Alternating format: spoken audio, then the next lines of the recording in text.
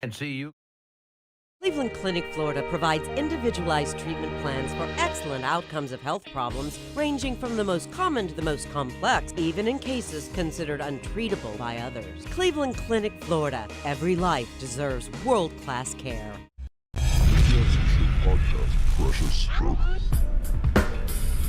We don't care, we're about to swear on the air. It's the after the show, so tune in if you dare. KVJ, get risque every single day. It's uncensored. We can say what we want to say. Oh, yeah, here we go. A very special Tuesday edition of the KVJ After the Show podcast. I personally am very excited here because the guy who I would probably credit the most with where I am in life and what I'm doing today is going to be joining us. And I never would have imagined when I was just a young little dude leaving southeastern Ohio, heading to the Big Apple, that I would ever once have a show that Scott Shannon would ever want to be a part of. And yet that day is here. The legend Scott Shannon is with us. Hello, Scott. Yay! This is I'm not taking any credit for the stuff you've done. Nothing to do with most of that crap. Time. But I'll tell you what, I had some great news just a little while ago. You won't even believe this. I love great news. Tell it to me. This made me so happy. Mm-hmm. I found out that Virginia has finally saved up enough money to get some new damn windows at her house. Yes. It's taken her 7 years. She went for so long having this window looks okay, that window looks like crap. All right, when they going to come and do this window? Well, I don't have the money yet. Scott, was that phase three? Is that phase three you've been in for the last 5 years? Phase 3 took 7 years. Okay, yeah. I was so concerned that her and her husband were going to invite me over, to hang out. And I'd have to look at one good-looking window and then one sucky-looking window. It's been a long project. I'm so sorry. Yes, thank God they're all taken care of. I'm so happy because that's a great thing to have windows that match in your house. It's a big deal. It's a big deal, Scott. It is cool. Let me introduce Scott Shannon to the audience. If people are not familiar, back in 1983, Scott Shannon went to a dinky little crappy radio station in New York City that was in last place. And he tried this concept, the flamethrower top 40. And he said, you know what? I'm going to do a morning show. It's going to have several people on it. We're going to do all kinds of crazy stuff, and we're going to turn it loose. And they had no marketing budget. And so they got their fans and people who love this radio station involved, and they were hanging banners out their windows for this brand new radio station, WHTZ, Z100. And he went from worst to first place in one book. And it is a legendary radio story. And Scott Shannon spent decades ruling the airways of New York City. He went over to WPLJ, and another great successful radio station, WCBS, is where he just was. And he has influenced so many people. But what he created in those years is magical. And they recently had a documentary come out about Z100 and creating that. And I got to tell you, my 27 years or whatever it's been in radio, probably the most memorable part of my career was the 10 to 12 months I spent in New York City at Z100, because every day it's just unbelievable who's walking the halls and who's been there. And it all started because of Scott Shannon. So if you're familiar with New York City radio, and by the way, New York City radio is the best radio on the planet. It really is. If you want to go to win the Scott Shannons, the Howard Sterns, all that stuff, you go to New York City. So very honored to have Scott join us here today. And I got to sit down with Scott probably about a year ago at Duffy's. And he watched me drink a couple beers and just ooze all over him all of the things that I can possibly say. Did you just keep how your hands? appreciative I am. Keep your hands to yourself? It was hard because Scott's just got that kind of energy about him.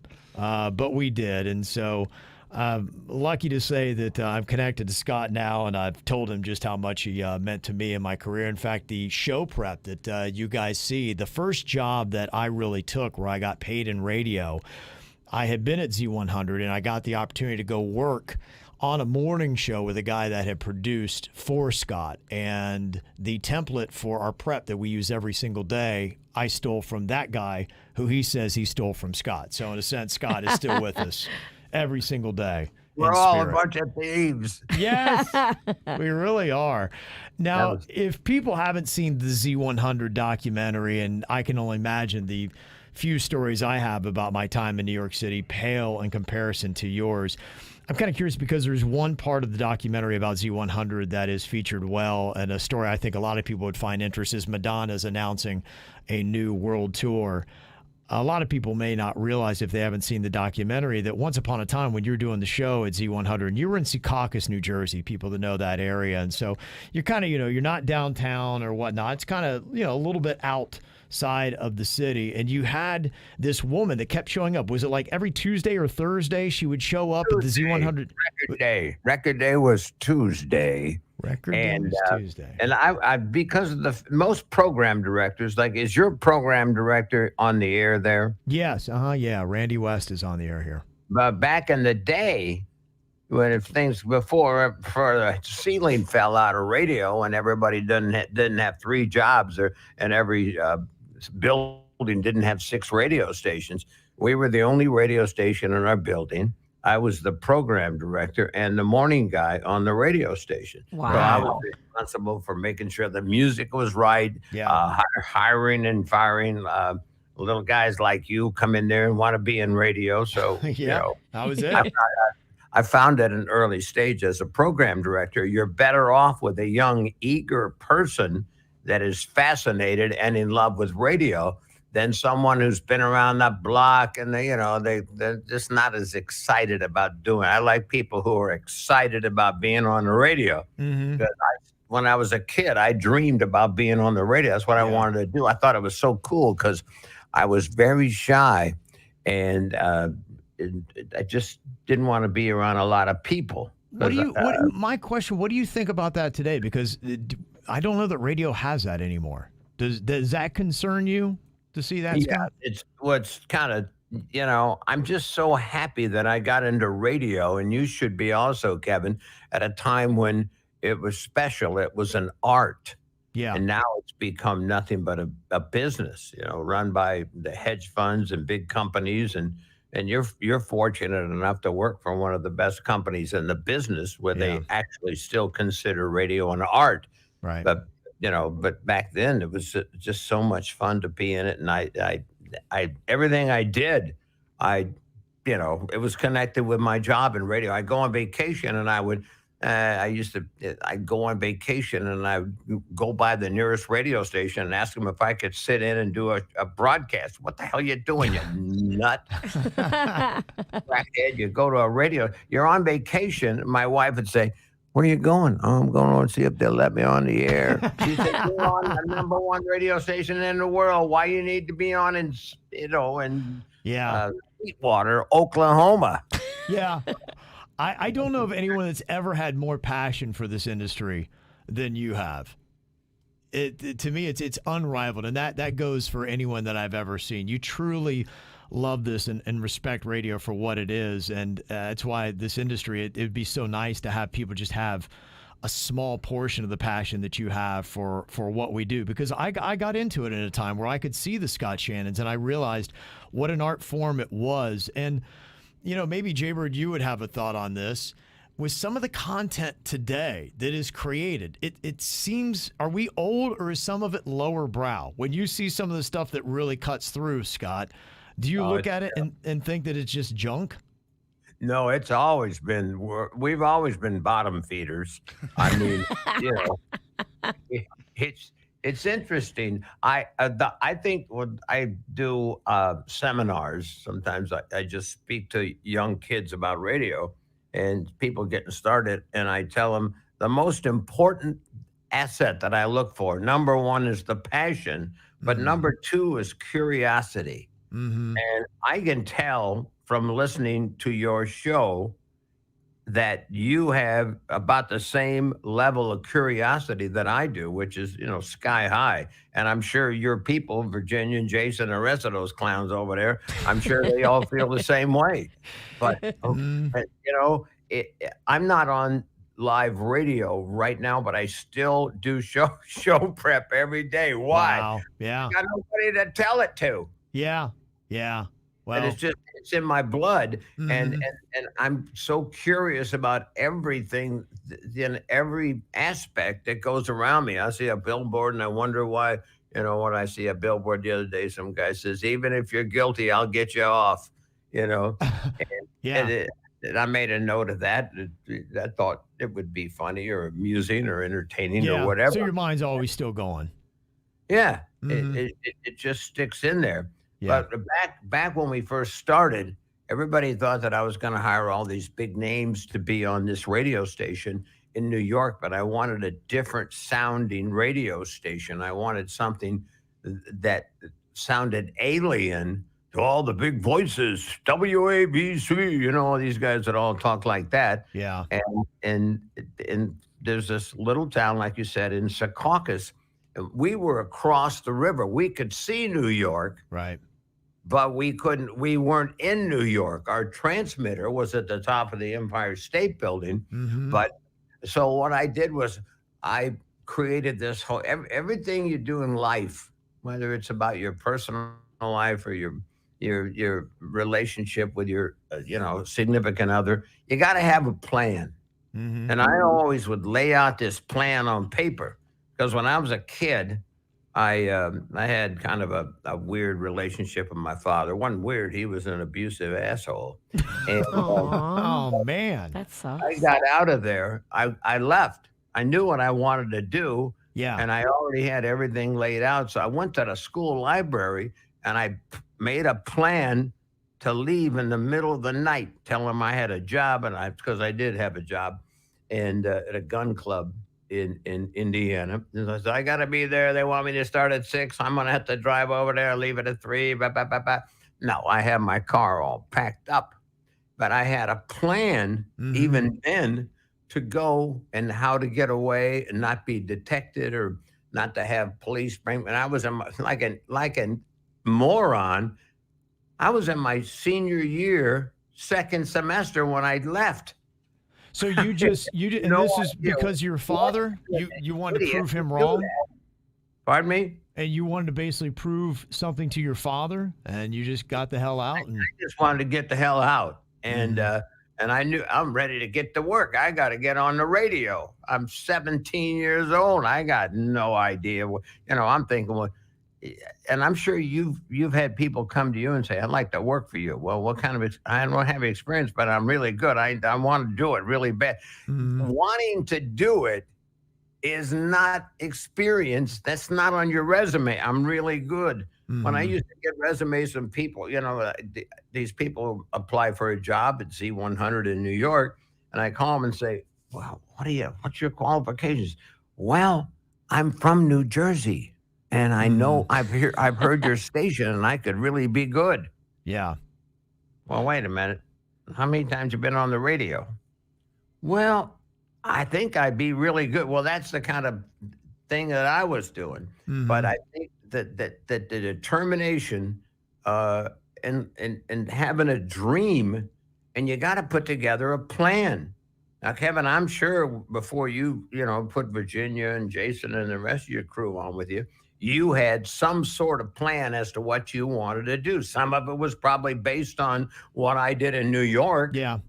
But I'm sure you had, something different in mind, and you had a plan. Your show at Z100 in New York, the Z Morning Zoo, it was always wild. It was always fun. You had outrageous, crazy characters. And like you had said, radio was going in a direction of people were refined and polished. And if you listen to our show, I always wanted to have a crew that was unrefined and unpolished, and that came from your philosophy when Jaybird first came in. Remember what I said to you, Jaybird, when you first joined with us? Don't listen to the show like a listener, or listen to the show like a listener. Don't listen to it like a radio person. Yeah, and I said, I don't want you to be polished. The last thing I want you to do is to Don't get worry, good at this. you sure did get one like that. I heard him when he first, just about early in the career, man. What's he doing on the radio? It's a question I get a lot. He sounds different. That's what you want. You don't want another guy that sounds just like you. Yeah, exactly. And I said, look, I will be the stiff on the show. I will direct, and you guys will be the static, sticky part that people really gravitate towards. Virginia was a nut job, and I knew how fascinating and how awesome she was going to be. Denny's, who is in here, is the same, and Suits is like that. So that really came from you. You had Mr. Leonard and everybody that you had on your show. They just sounded different, and they were interesting. And that was one of the biggest things I got listening to you, Scott, and where I put that together. My theory and my plan came from you to put together a crew of misfits. I got to ask a question here. Yeah. Virginia, do you remember the first time we met? Yeah, I do, because I bum rushed you while you were trying to have dinner at Cafe Chardonnay. Hey, I was wondering if you remembered that it was Cafe Chardonnay. Oh. I remembered it. I came in here, I was bragging so hard that I saw you. But let me tell you something. When I saw you, I didn't believe that you were Virginia. Really? Because I'd already heard you on the radio. And I'm thinking, well, that's like a 53-year-old housewife that smokes 2 packs of Lucky Strikes a day. This little brunette wobbling up to me. And, hi, are you Super Shannon? Are you Scott Shannon? And it took me a second when she said, I'm Virginia from the KVJ show. I went, no, you're not. No, you're not. No, you're not. You don't have that voice. And it fits. That's all I can say. It all fits. Yeah. You know what's funny? Because when I was a kid, I used to collect the DJ surveys. But first I heard the station. And then when you see a picture of a guy, back then you had these old fat guys that sitting there, but they had the cool voices. And I would have my mother drop me off because of where I grew up. The radio station broadcast with a window and you could see them work. Yeah, that's a cool concept. Yes, I love that.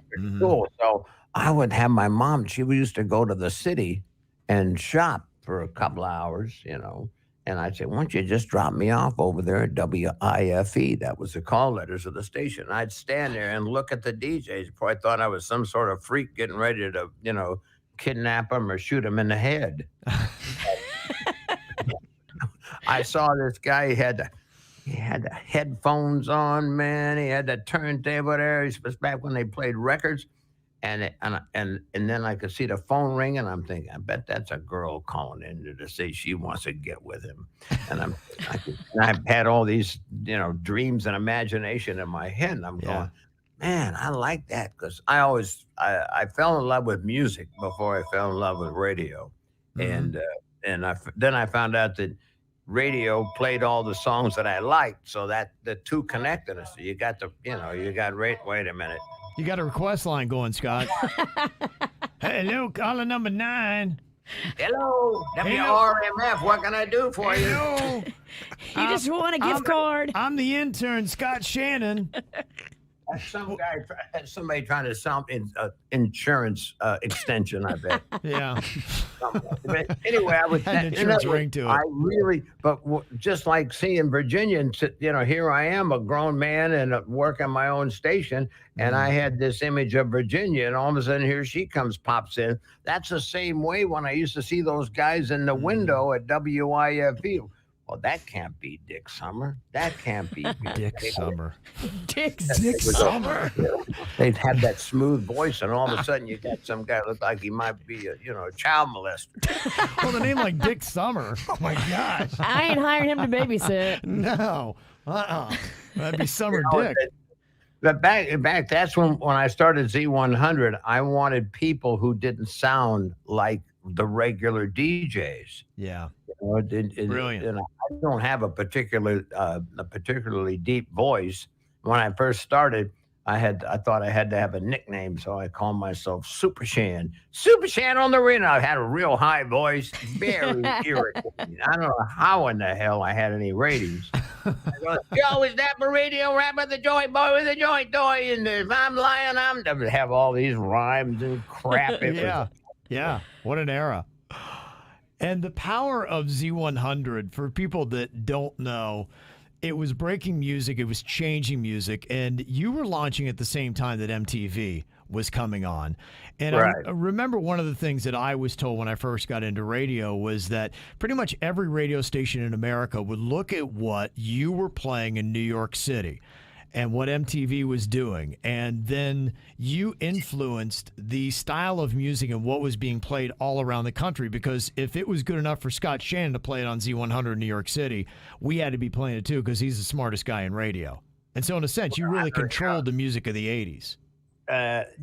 One of the things that I always, since I was a kid, like I said, I discovered rock and roll music and pop music and R&B music. I really was into R&B music. I listened to the black radio station. They always had them down back then on the AM dial, way down where the big fat numbers are. Mm-hmm. You know, he 1540 and 1260 and all that kind of thing down there. But I would listen to them, and I would tune around, listen to different types of music. And so when I got in back then, all the stations played the same songs. So what I did was, if a record person would come by on Tuesday, and because you're only allowed to come by on a certain day on Tuesday. Is that when they brought the money and cocaine? No, they didn't bring any money or no cocaine. What happened is I saw some guys who got involved in the money and the cocaine and that ruined their career. So I was scared crapless. I didn't want to get involved in any of that. But the word got out that I would give a new artist a break if it was a really good record. And I had a pretty good record, like 9 out of 10 times when I thought a record was going to make it, a song or an artist, it turned out to be positive, and other stations would jump on it. Yeah. So we had, so people would come by. So it got so bad because when we first opened up the doors, back then Secaucus was like a million miles away. Yeah. Cabs didn't go there. Right. Believe it or not, young people, there was no Uber back then. So if you had to get somebody to drive you to Secaucus, taxi cabs would not go there from New York because it's across the river. They wanted to stay over there in the Bronx and Brooklyn and all that. So we didn't have any record service. I used to have to send our music director over to, one of the big record stores. Okay. And he would go over there on Thursday and buy some new records. Wow. And that's what would happen. And then all of a sudden, the ratings came out, and all the record companies had to hire a car to drive the promotion person over to Secaucus. And then we didn't have to send Frankie Blue over to the record store. Frankie Blue, yeah. Every Thursday. Uh-huh. So the word got out, and there one girl, and then so finally it got so busy, I couldn't see the people personally, so they had to talk to the music director. And I said, the only reason I'll see anybody is if they're not satisfied with your answer. And so my music director came in and he said, there's a girl that comes in every Tuesday and she's really pissed off because she's got a record out and nobody's playing it, and she thinks we should be playing it. And I said, oh, okay. Well, if she comes next Tuesday, bring her down to my office. So finally, he brought this little skinny girl down. She had, I remember that she had hair under her arms, which, was unusual at that time. Yeah. Didn't bother me. She didn't have her teeth were kind of crooked. Huh. And she didn't have her boobs yet. She got those later on. Are you talking about Virginia? I know that sounds a little weird, but guys that, God made me that way. You look at it, you say, how you doing? You notice certain things and you don't notice other things. I like people who are clean and smell good. And so anyway, she says, I have a song and you got to be playing it. So, well, what do you mean? Why should I be playing? She says, well, it's being played in the clubs and the discos. And I said, well, we're not a disco. She said, I know, but I'm going to be a big star someday. I promise you that. And if I become a big star, I'll do a concert for you or some kind of promotion. I said, well, why don't you come back when you're a big star? And she said, well, I got to get this record played before I'm a big star. Right. So I think it was called Borderline. It was. And I said, I'll tell you what if I played a couple times at night? Will you stay at home and don't have to come over here anymore? And she said, okay, it's a deal. One thing led to another. The song got a lot of requests at night, so we moved it to day, Uh-huh. and then other stations around the country started playing it. Now, I'm not egotistical enough to think that I'm responsible for her career, but we certainly did help it in New York because we were the hottest station at the time, #1, and we put it on. Yeah. And but she never forgot that. And when she had a movie coming out. Mm-hmm. Who's That Girl was the name of the movie. So she, at that time, I didn't talk to her. But she made the arrangement through her people to my people to do a big live broadcast from Times Square in front of the movie theater where the movie was being world premiered that she was in. And she actually, and Kevin, this is all those stuff to you because you saw it in the movie. Yeah. And she pulled up in a limo. We had probably, I don't know, it was about half the size of the crowd on New Year's Eve. Wow. Which is big. Yeah. I mean, I'm standing. They actually built a stage. If you've ever been to New York in the Times Square, they used to have this a recruitment station, the U.S. Army and Marines and Navy right there in the triangle, and then the big zipper sign, which is up above there, that had the news going across it. Well, the theater was, if you're facing the triangle, the theater was over to the left. She pulls up, comes up on the stage. We introduce her. She no longer has hair under her arms. She's got and her teeth were all fixed, but she was fantastic. She got up there and she told the story about the first time she came to New York. She got on a bus in Michigan and she came to the bus station and she got a cab. She had a suitcase and she told the cab driver, take me where all the happening stuff is going on. Take me to the nerve center of the city. And he took her over there right there on that corner where our stage was and dropped her off. And that's how Madonna started. When she did that, it gave me goosebumps. And she said that I didn't know what she was going to say. And she gave me a big hug. She got back in the car and they drove her, I don't know, 100 feet across the street to the theater. And all the people who had won tickets on our show got to go to the grand opening. Mm-hmm. So anyway, wow. She didn't forget. Most people that you help in the business are really, really good. They're really nice to you until you're not in that position anymore or they don't have anything to promote anymore. They're beyond, they're beyond having to call you or need help like that. Mm-hmm. The thing that was awesome about Z100 and being in New York City doing radio, especially in that time, this is, 93, 94, 10 years after you had signed the station on. In fact, they had just done their 10-year anniversary and had celebrated that. Right. Was you made everything sound big, and it was I still remember at the top of the hour they would play the flame throwing, it had just this energy and this from big the old top voice. of the Empire State Building. Yes. It's the flamethrower Z100. It gave you chills to hear that, and the imagery that you had done with the tower being on top of the Empire State Building, which, by the way, a lot of the radio stations in New York City were, but you did the great thing, and what a marketing thing that Scott Shannon had done. You imprinted and took the whole big old gorilla that had been up there, King Kong, on top of the Empire State Building, and that really became the mascot of the radio station. I remember as a little promotions grunt having to always set that damn inflatable monkey up everywhere we went. And one time I'm at a car dealership, and it's in the wintertime, and I've filled up this inflatable gorilla, and it's out there, and the people are coming up and enjoying it. Well, a wind catches that gorilla. Uh-oh.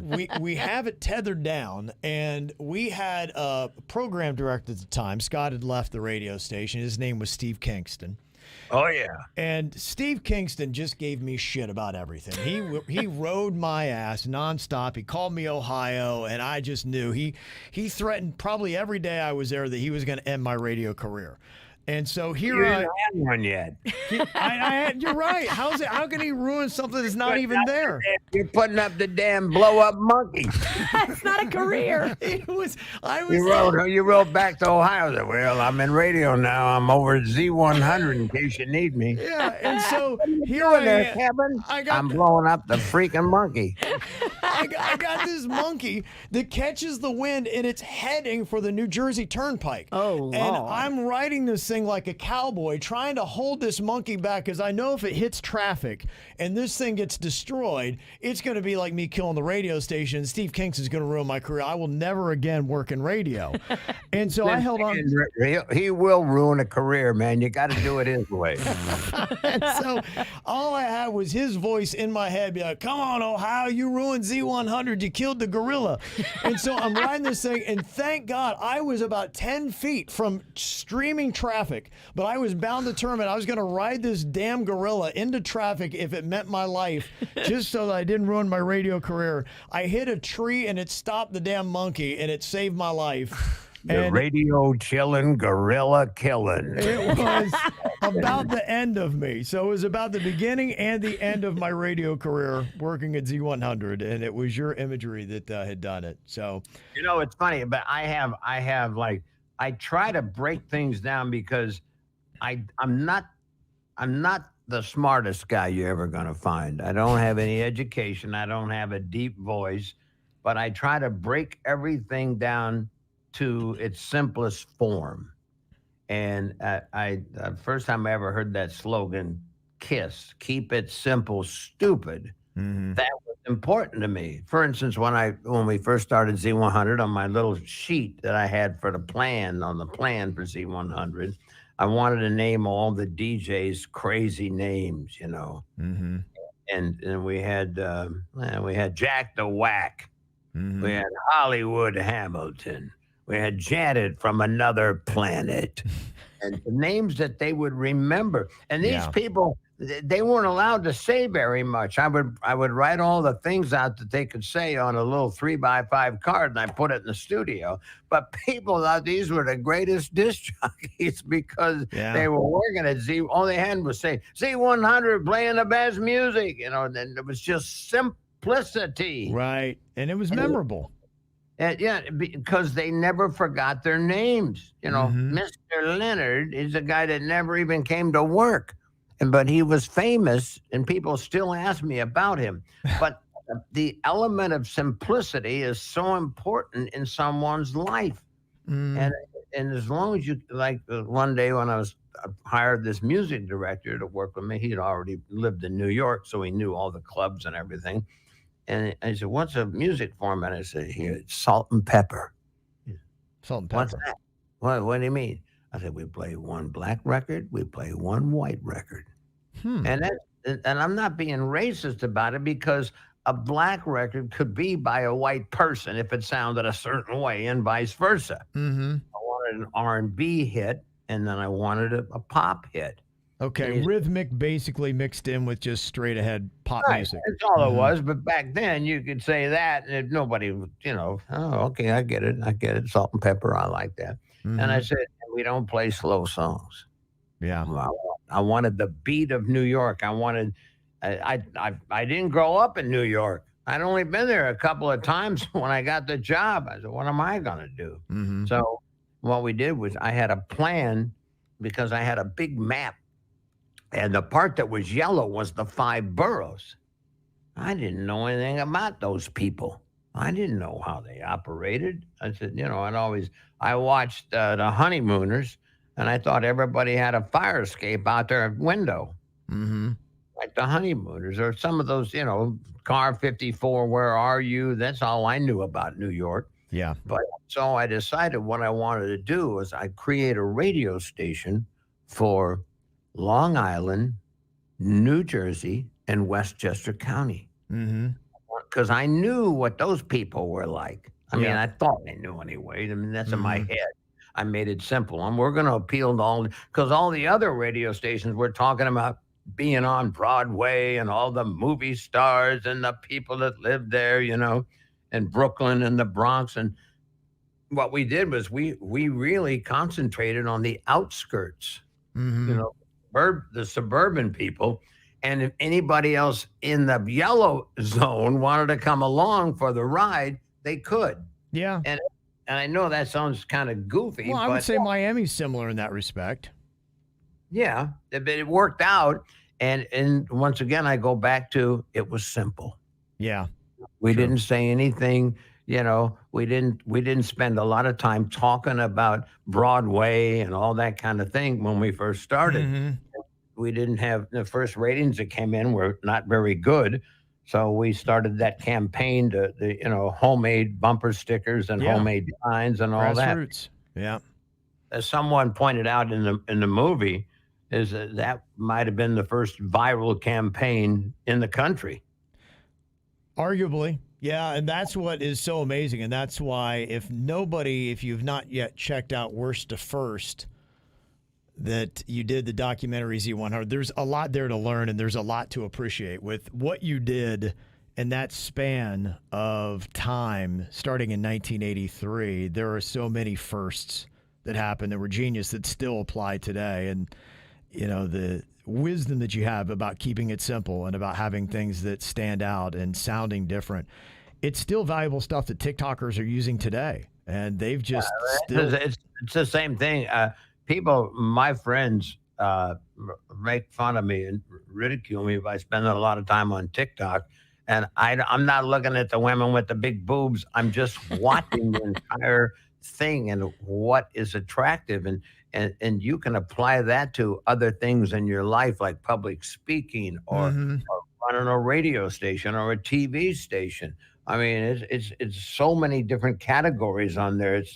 I love the animal categories. It's showing that the dogs get along with the goats and the kitties get along with the turtles. I love it. I love it too. You know what?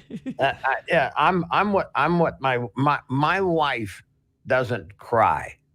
I don't care. The only time that she cries is when she, like a kid, if she wants something and I don't want to do it, Oh, what are you doing? I thought you loved me. And, but I'm an easy crier, and if I see like a really good, if I see a really good concert, like I go see McCartney or something like that, or, I don't care how the new song Flowers, not new, it's been out for a while. Well, first time I heard that, I kind of teared up a little bit. I thought that was so well done. And it hit me. Yeah. And I think you have to be emotional to run a great radio station or a great radio show. Yeah. Well, Scott, I tell you, thank you very much for what you've done for your part in launching KVJ and for how you've impacted a whole generation of people who didn't know what they were going to do like me, and they fumbled into radio, and it was all because of you and your ongoing wisdom and friendship. I appreciate that, and I appreciate you giving us a little bit of time here today. I got a question for you. Yeah. Do you think anybody's going to listen to this? They're listening now. Yeah. I don't think anybody gives a rat's ass about it. No, there's hundreds watching you live right now. I'm looking at your face. Yeah. I'm looking at the chat Nobody room. on there. There's nobody watching this There or are. listening to this thing. I'm What are you watching talking it. The smart people are. All right. Scott. All right. I hope so. We know your time is gold, and I know you got a tea time. I was hoping I thought maybe Scott would come in. He's like, I got a tea time. He's like, I can't take any chances with that tea time today. So we're gonna just have my tea time. yeah, you're gonna just have to get me on that computer. I'll come down there. I'll come down one day and hang out with you. Okay, it's Or always we'll open. come golf with you. That'd be No, fun. you don't want that. You're not gonna do that, there, Smokey Joe. Yeah, you're not gonna do that. I love to. All right, Ohio. I'll see you soon. All right, Scott, take care of yourself, buddy. Thanks again, I'll man. get 2 professional suits. Okay, all right, thanks, buddy. See you guys. Oh Thank you. man, That's just great. He's Scott so Shannon. nice. What a nice guy. He's a great dude. And the funny thing about, with Scott, for me growing up, everybody has a Scott Shannon impression. If you've been around Scott, you impersonate him because he's a larger-than-life character. And it's so funny. And Jeff Miles, who is our new afternoon guy here at WRMF, he used to work with Scott at WPLJ in New York City. And he was telling me this story about Scott comes in one day and he's like, I got this whole idea about what you're doing, Jeff. He's like, first of all, you're fucking a lot of stuff up. and he said, and I'm sitting there and I had this full cup of water and I was getting ready to go do my shift. And Scott comes over and he's talking with his hands and he goes kaboom and knocks the water all over the table. And the water's running out and there are papers there and some electronics. And I look at Scott, he pays it no mind. And the water's just running and going. He's like, and furthermore, you got to do this and do that better. And he said Scott just walks out and be like going, that's going to be your problem.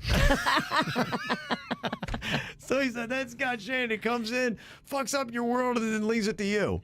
That's amazing. And there's just one great story about that guy after another. And so thank you for giving me the time and letting me oblige, because he really is. He's a radio father to me and a legend. And, his career and the stories that he has and what he saw at Z100, truly is amazing. And for me in high school, you remember when I had the mullet, he went on to do something called pirate radio.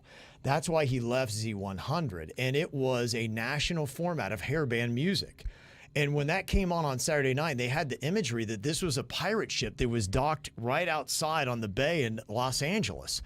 It wasn't. But I believe that. I thought there was a real pirate playing hairband music, and I thought it was the coolest freaking thing, man. And so, just the things that he's done to impress upon me and really guide me to where I am, it's that guy alone. One of the coolest things I ever saw him do back in the day when he was doing New York stuff, they had that Opie and Anthony show too, which was very big. Yeah. And they were not the nicest of people. They ripped us apart, but they ripped everybody apart. Yeah. But because Scott was in New York and they were in New York, they really gave his show they ripped on him a lot. And they were just terrible, the things they said. Yeah. Well, after Scott, I guess, either got done with doing the morning show, or they invited him on the Opie and Anthony show, and they interviewed him, and he won over. The Opie and Anthony fans are the biggest dick faces. Yeah. He won over that entire audience with just being himself and being very funny. And it was a pretty interesting thing to watch, because I know what dick faces they can be. Yeah. They loved him. He turned it. He didn't take anything personal. He got on the air